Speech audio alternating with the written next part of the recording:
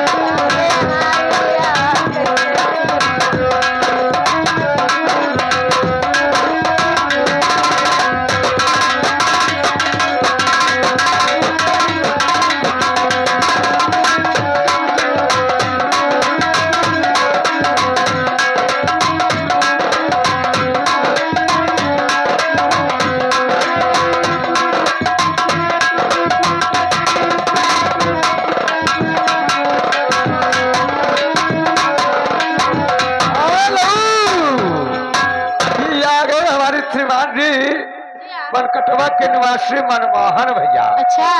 मनमोहन भैया बच्चे किनौछार में जी हाँ 11 रुपए की इनाम प्रदान कर रहे हैं और हमारी पार्टी की तरफ से लाख लाख धन्यवाद। लेकिन साहिबी क्या कहते हैं क्या 56 छुरी 72 भाला आएगा लौंडा बनकटवा वाला मनमोहन भैया। जी हाँ लेकिन का रुपया कहाँ से लाया है? कहाँ से? भिंडी बेच के लाया है। भिंडी बेच के? हाँ भैया हम ना कहते पैसा दिया वाला का था भिंडी बेच के लाया है। 50 रुपया किलो भिंडी बेचा था 11 रुपया हम तुम्हें देने। अच्छा। लेकिन क्या समझ के क्या? अपन अम्मा समझ के भैया हम ना कहते पैसा दिए वाले का से हमारे कोनो गलती नहीं है। उनकी फरमाइश क्या है? हैरान मोर कंगना रात झकर झोर मार। क्या बात है? हैरान मोर कंगना रात झकर